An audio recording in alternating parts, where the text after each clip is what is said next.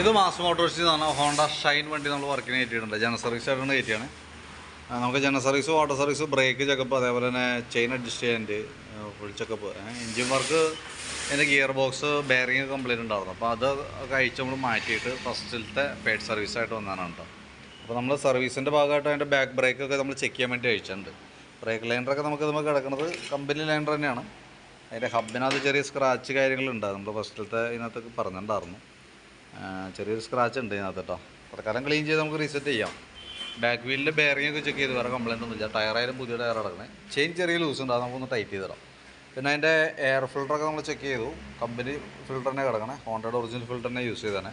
പുതിയ ഫിൽറ്ററാണ്. അപ്പോൾ ഒന്ന് തുടച്ച് ക്ലീൻ ചെയ്ത് റീസെറ്റ് ചെയ്താൽ മതി.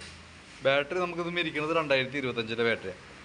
ഞാൻ അതിൻ്റെ വോൾട്ടൊക്കെ നോക്കുമ്പോൾ 13 വോൾട്ടൊക്കെ കാണിക്കുന്നുണ്ട്. ലോഡ് കൊടുക്കുമ്പോഴും നമുക്ക് 9.70 റേഞ്ചൊക്കെ വരണം.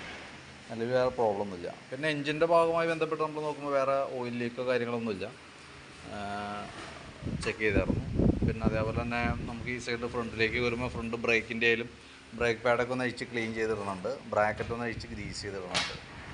ഫ്രണ്ട് വീലിൻ്റെ ബെയറിംഗ് ഒക്കെ ചെക്ക് ചെയ്ത് വേറെ കുഴപ്പമൊന്നുമില്ല. കോൺസെപ്റ്റ് ചെറിയൊരു അടി ഓടിയുണ്ട്, തൽക്കാലം നമുക്ക് അഡ്ജസ്റ്റ് ചെയ്യണം. പിന്നെ അതേപോലെ തന്നെ സ്പാർക്ക് പ്ലഗ് ഒന്ന് അഴിച്ച് ക്ലീൻ ചെയ്ത് റീസെറ്റ് ആകുന്നുണ്ട് കേട്ടോ. എഞ്ചിൻ ഓയിൽ ഇടയ്ക്ക് മാറ്റിയതാണെന്ന് പറഞ്ഞത്. എന്നാലും നമ്മൾ നിലവിൽ നോക്കിയായിരുന്നു. ലെവല് കാര്യങ്ങളൊക്കെ ഉണ്ട്, ഒരു കുഴപ്പമൊന്നുമില്ല. പിന്നെ കാർബറേറ്റർ മറ്റേ വാക്യൂം മോഡൽ മാറ്റിയിട്ട് സ്പാക്കോൻ്റെ കാർബറേറ്റർ വെച്ചേക്കണേ. വേറെ പ്രോബ്ലം ഒന്നുമില്ല.